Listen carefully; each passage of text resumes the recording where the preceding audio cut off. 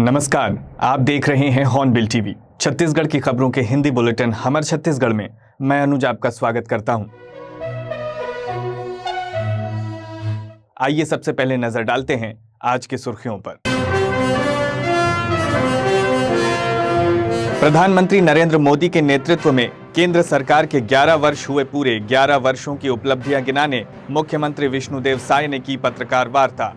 छत्तीसगढ़ में राज्य सरकार द्वारा की गई युक्ति युक्तकरण प्रक्रिया को लेकर राजनीतिक संग्राम लगातार जारी। छत्तीसगढ़ कांग्रेस अध्यक्ष दीपक बैज ने किए तीखे सवाल, उप मुख्यमंत्री विजय शर्मा ने दिए जवाब। प्रदेश में बढ़ती बिजली समस्या और रेत के अवैध उत्खनन को लेकर कांग्रेस ने एक बार फिर राज्य सरकार पर बोला हमला। संचार प्रमुख सुशील आनंद शुक्ला ने कहा, भाजपा सरकार में चरमरा गई है बिजली व्यवस्था। मुख्य समाचारों के बाद अब खबरें विस्तार से। प्रधानमंत्री नरेंद्र मोदी के नेतृत्व में केंद्र सरकार के 11 वर्ष पूर्ण होने पर भाजपा द्वारा शुरू किए गए संकल्प से सिद्धि अभियान की जानकारी देने के लिए मुख्यमंत्री विष्णुदेव साय ने बुधवार को रायपुर स्थित सिविल लाइन सर्किट हाउस में एक प्रेस कॉन्फ्रेंस को संबोधित किया। सबको मालूम है कि मोदी जी का ये 11 साल का कार्यकाल बहुत ही ऐतिहासिक रहा है और भारत चौतरफा सक्षम और सबलता के साथ उभरा है। माननीय प्रधानमंत्री जी के नेतृत्व में आज आर्थिक क्षेत्र की बात करें तो हमारा ये देश जापान को पछाड़ते हुए चौथी सबसे बड़ी अर्थव्यवस्था बन चुकी है और जर्मनी को भी पीछे छोड़ते हुए तीसरे आर्थिक ताकत के रूप में पहुंचने के करीब में है। इस हम सब लोगों के लिए बड़े सौभाग्य की बात है। 11 वर्षों में पूरा देश को मालूम है कि जो जम्मू कश्मीर के अंदर धारा 370 का मामला हो या सीएए का मामला हो, चाहे मुस्लिम महिला के सशक्तिकरण के लिए ट्रिपल तलाक बिल पास करने की बात हो, ये सब को बड़े ताकत के साथ माननीय प्रधानमंत्री जी ने पास कराया है और हम लोगों का सौभाग्य है कि जो 2023 के विधानसभा चुनाव में छत्तीसगढ़ की जनता ने मोदी जी के जो वादा पर, जिसका नाम हम लोग मोदी की गारंटी दिए, उस पर विश्वास किया और हम लोग को सरकार में बैठाया। तो आज हम लोग को करीब 16-17 महीने हुए हैं। ये आदरणीय मोदी जी का आशीर्वाद ही है कि हम लोग मोदी की गारंटी को पूरा कर पाने में हम सब लोग सफल हुए हैं। आज जो पिछली गवर्नमेंट में हमारे गरीब लोगों का हक छीना गया था, 18 लाख प्रधानमंत्री आवास से उनको वंचित किया गया था और माननीय प्रधानमंत्री जी का भी वादा था कि छत्तीसगढ़ में भारतीय जनता पार्टी की सरकार बनेगी तो मुख्यमंत्री का पहला काम होगा गरीबों का आवास स्वीकृत करना।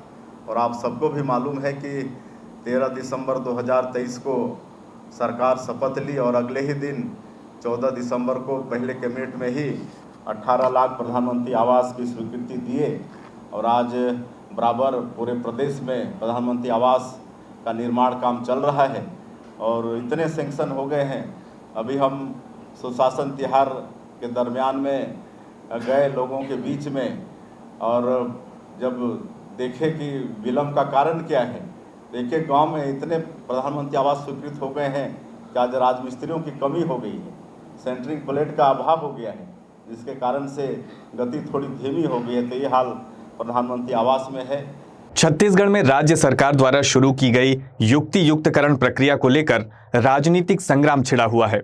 सरकार का दावा है कि इस पहल के जरिए राज्य के 447 शिक्षक विहीन स्कूलों में शिक्षकों की तैनाती कर दी गई है और अब राज्य में कोई भी प्राथमिक, माध्यमिक और उच्चतर माध्यमिक स्कूल बिना शिक्षकों का नहीं है। लेकिन इस फैसले को लेकर कांग्रेस और शिक्षक संघ लगातार विरोध प्रदर्शन कर रहे हैं। कांग्रेस का आरोप है कि सरकार शिक्षा के नाम पर स्कूलों को बंद कर रही है और छात्रों के भविष्य के साथ खिलवाड़ कर रही है। इस मुद्दे पर उप मुख्यमंत्री विजय शर्मा ने कांग्रेस को आड़े हाथों लेते हुए पलटवार किया है। हृदय से अभिनंदन और हृदय से आभार आपके इस विषय को पूछने के लिए। मैं पूछना चाहता हूं भाई, ये कांग्रेस की सरकार थी तब रायपुर में एक ऐसा स्कूल था जिसमें 180 बच्चे थे और 30 शिक्षक हुआ करते थे। क्यों? रायपुर कैपिटल है, रायपुर में सारी सुविधाएं हैं, सबको रायपुर में ही रहना है। पिछली सरकार ने पैसे वैसे ले करके लोगों की नियुक्तियां कर दी थी। प्रदेश में 300 ऐसे स्कूल थे जो शिक्षक विहीन थे। 500 या 700 का मुझे इसका आंकड़ा नहीं, लेकिन वो एकल शिक्षक थे। ये सारी स्थितियां किसने पैदा की? ये कांग्रेस की भूपेश बघेल जी की सरकार ने पैदा की। अभी क्या हो रहा है युक्तियुक्तकरण में, हमको समझना है। युक्तियुक्तकरण में 10,000 ऐसे स्कूल हैं जो एक ही प्रीमाइसेस में थे। मेरी बात एक बार निवेदन है आपसे, आप इसको जरूर प्रसारित करिएगा, जनता के बीच में स्पष्टता होनी ही चाहिए।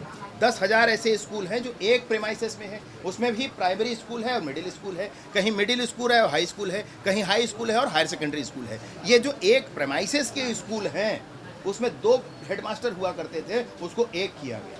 अब दोनों स्कूलों को मिलाकर एक हेडमास्टर होंगे। एक प्रीमाइसेस है, एक बिल्डिंग है, एक हेडमास्टर फ्री हुए, उनको कहीं पोस्टिंग दी गई ताकि शिक्षकों वो शिक्षकी कार्य पर लग सकें। इसमें क्या गलत हो गया?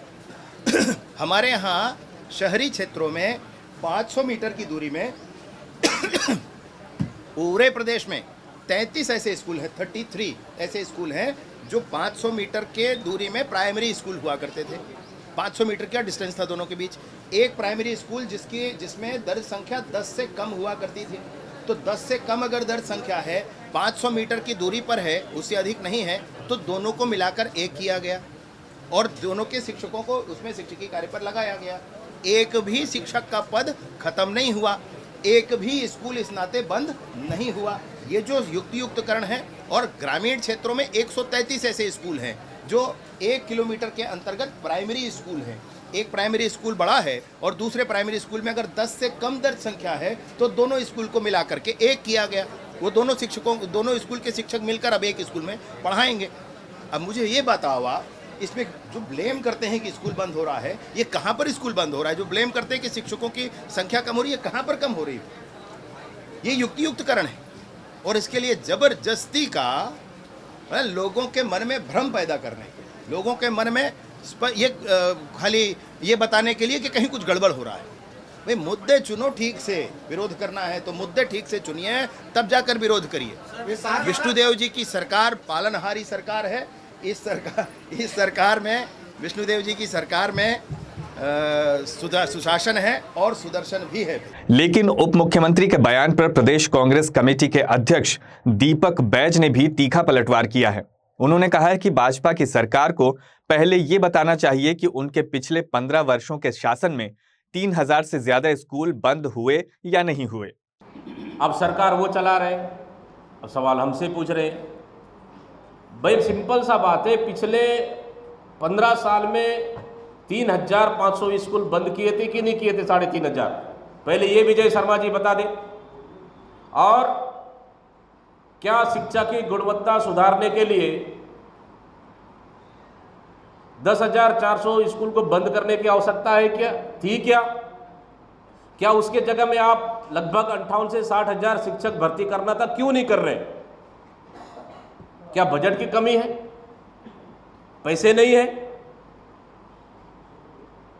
सबसे पहला सवाल, आप सिर्फ युक्तियुक्तकरण, ये मर्ज और समायोजन, और मुख्यमंत्री जी का और कोई एक नया शब्द आया है, कुछ नहीं, कुछ और कोई नया शब्द है, वो शायद मुझे अभी ध्यान में नहीं है।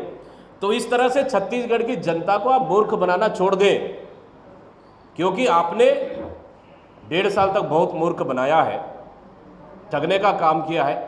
इस समय छत्तीसगढ़ की जनता आपसे नहीं ठगाने वाली है।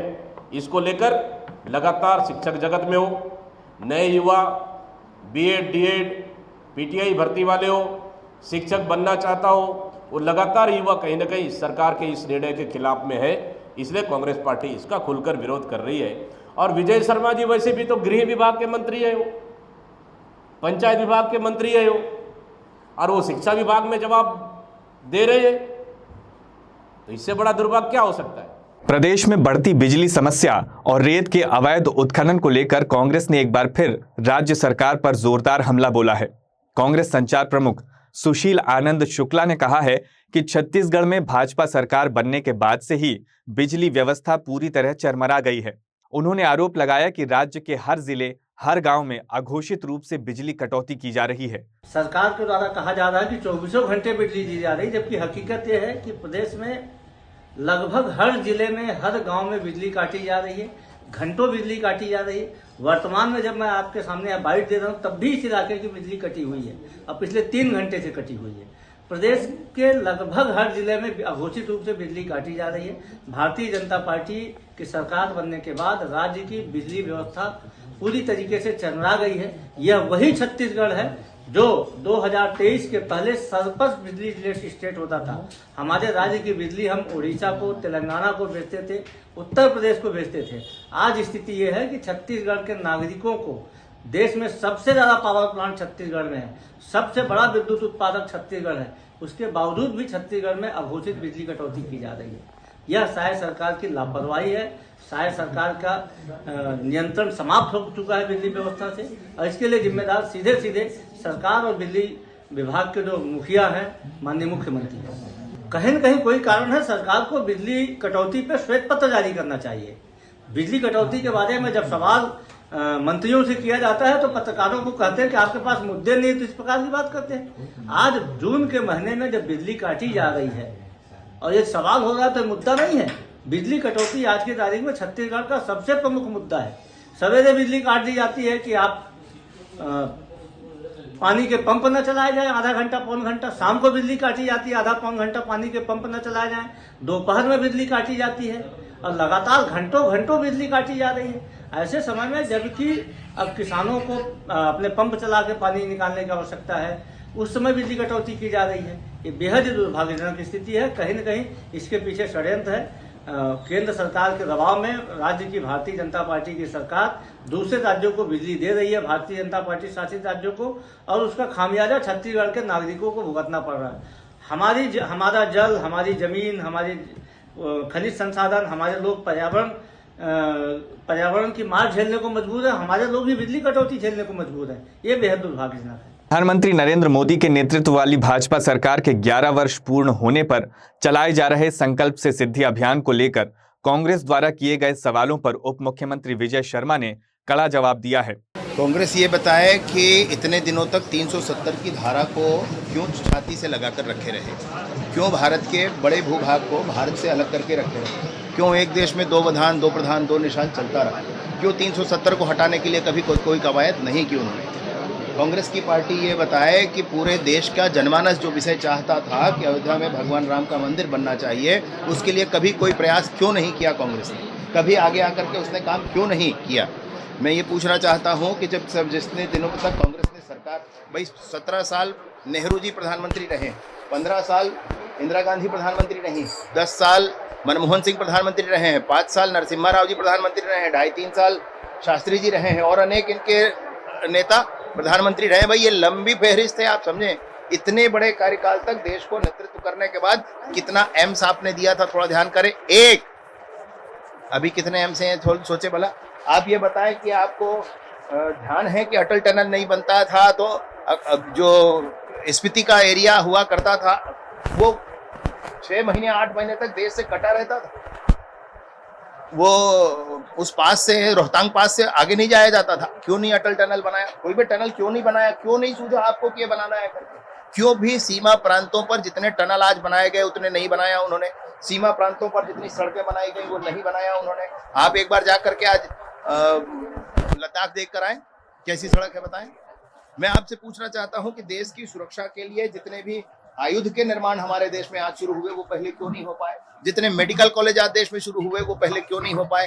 ये क्या किया था कांग्रेस ने अपनी सरकार में, ये पूछना चाहता हूं। क्यों ऐसा हुआ कि एक बांध के निर्माण का काम नेहरू जी शुरू करते हैं और पूरा कराने का काम नरेंद्र मोदी जी करते हैं? आपको ध्यान होगा ये विषय। मैं आपसे निवेदन पूर्वक कहना चाहता हूं कि ऐसे कितने ही निर्माण कार्य हैं, चाहे वो नेशनल हाईवेज के हों, चाहे वो इंफ्रास्ट्रक्चर डेवलपमेंट के हों, इंस्टीट्यूशंस को रिफ्रेश करने का काम है। बहुत सारे प्रावधानों को समाप्त करके नए प्रावधान लाने का विषय है। मुस्लिम माताएं बहनें पीड़ित होती रहीं, 3 तलाक नहीं हटा पाए कभी। क्यों? वोट बैंक का फिक्र है। कभी पाकिस्तान से आए हुए आतंकी हमारे बॉम्बे में हमला किया करते थे, दिल्ली में हमले किया करते थे, देश के आंतरिक भागों में बम फूटा करते थे, कभी एक बार पलट के पाकिस्तान को जवाब नहीं दिया। अभी सर्जिकल स्ट्राइक से, एयर स्ट्राइक से, अभी ये सिंदूर, ऑपरेशन सिंदूर से स्पष्टता की गई है कि भारत कमजोर देश नहीं है। राजधानी रायपुर में अपराध की दुनिया में कुख्यात हिस्ट्री शीटर वीरेंद्र तोमर और रोहित तोमर की तलाश में पुलिस का शिकंजा और कसता जा रहा है।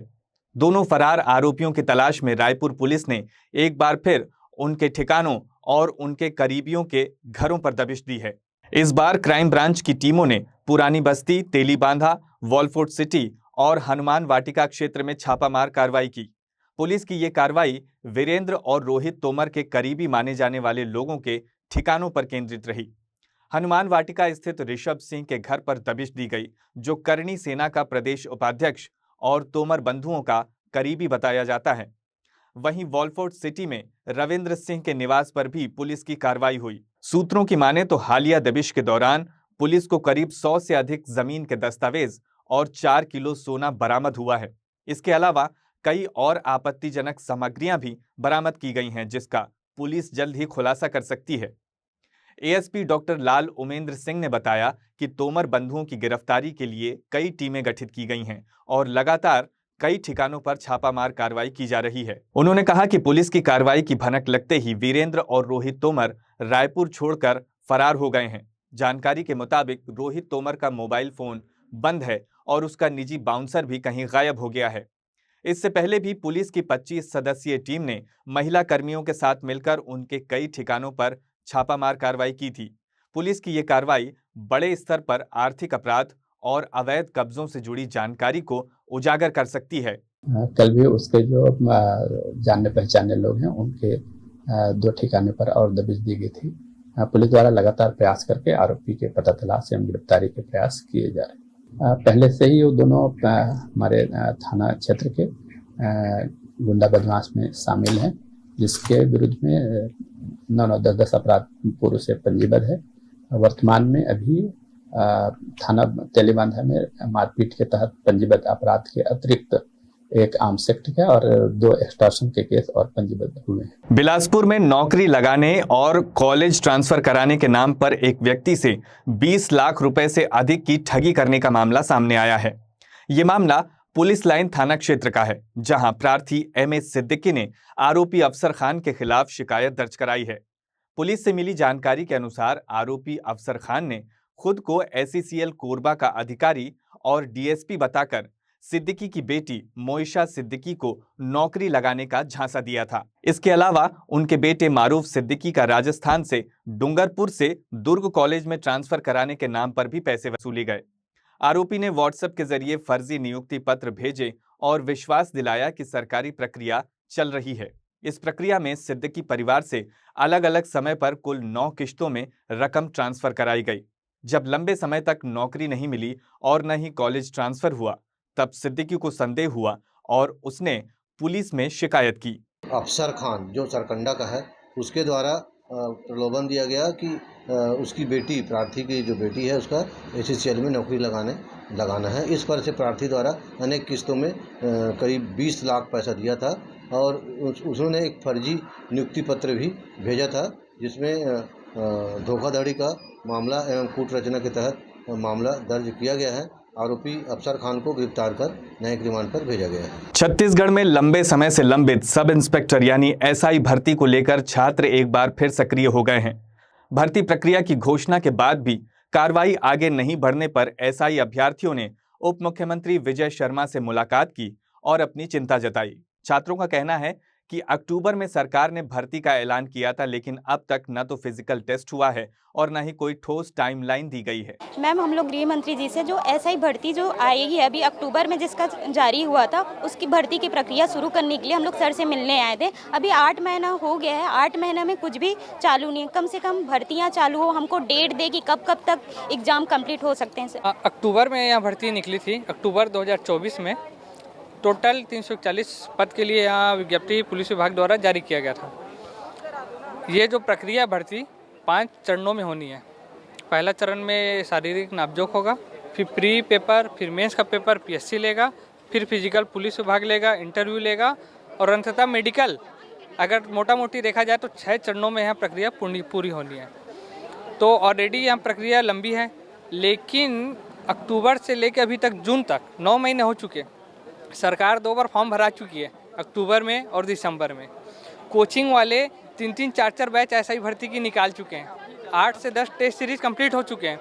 9 महीनों में एक चरण भी प्रारंभ नहीं हो पाई है, एक सुई भी नहीं हिल पाई है हमारे विभाग या सरकार या सिस्टम के द्वारा। भैया सुनो मेरी बात, इनका फिजिकल होना था, मैं बच्चों को कुछ नहीं बोला, इनका फिजिकल होना था। गर्मी में फिजिकल नहीं कराना है भाई, मैं स्पष्ट मैं बोल कर गया भाई। आप गर्मी में अगर दौड़ेंगे मई और जून में तो आप क्या बोलेंगे? आप ही बोलोगे कि आपको मई जून में दौड़ाया जा रहा है, कैसा लग रहा है। तो मई जून में नहीं दौड़ाना था भाई। अभी ये मौसम उनका आ रहा है, अब एग्जाम करके, और ठंड में इनका ये होगा, क्या होगा, फिजिकल होगा, तो वो ठीक रहेगा। रायगढ़ शहर के बीचों बीच स्थित रामलीला मैदान में उस समय सनसनी फैल गई जब वहां एक नवजात शिशु का भ्रूण नाली में पड़ा हुआ मिला। पुलिस ने बताया कि मामले में अज्ञात महिला के खिलाफ मर्ग कायम कर पंचनामा किया गया है और अब अग्रिम जांच की जा रही है। रामलीला मैदान के पास नाले में अज्ञात भ्रूण मिलने की सूचना आई थी। सूचना पर तत्काल मौके पर पुलिस टीम के साथ वहां पहुंचे थे। अज्ञात भ्रूण का मर्ग पंचनामा कार्रवाई कर अग्रिम कार्रवाई की जा रही है। रायगढ़ जिले में मादक पदार्थों की तस्करी पर लगाम कसने के लिए पुलिस को एक और बड़ी सफलता मिली है। जूट मिल थाना क्षेत्र की पुलिस और साइबर सेल की संयुक्त कार्रवाई में 2 कारों से 105 किलो गांजा बरामद किया गया है। इस मामले में 3 अंतर्राज्यीय तस्करों को गिरफ्तार किया गया है। जब्त गांजा, 2 कार, 4 मोबाइल फोन समेत कुल 44.85 लाख रुपए का अवैध सामान पुलिस ने जब्त किया है। गिरफ्तार आरोपियों में वीरेंद्र सिंह, दीपक जौहरी और एक अन्य आरोपी शामिल है। पूछताछ में आरोपियों ने बताया कि गांजा उड़ीसा से लाकर उत्तर प्रदेश में बेचने की योजना थी। 105 किलो गांजा बरामद किया गया है। साथ में 2 गाड़ी स्विफ्ट डिजायर और ग्रैंड विटारा को बरामद किया गया है और 3 आरोपी को गिरफ्तार किया गया है। आरोपी गांजा उड़ीसा के बौद्ध से ला रहे थे और यूपी उनको ले जाने का प्लान था। आरोपी पूर्व में भी गांजा प्रकरण में जेल जा चुके हैं, जिसमें वीरेंद्र सिंह जो कि सरिया का रहने वाला है, पूर्व में उसके विरुद्ध 2 NDPS के मामले पंजीबद्ध है, जिसके कारण इसमें संगठित अपराध की धारा 111 BNSS को विस्तारित किया गया है। तीनों आरोपी को अरेस्ट कर माननीय न्यायालय भेजा जा रहा है।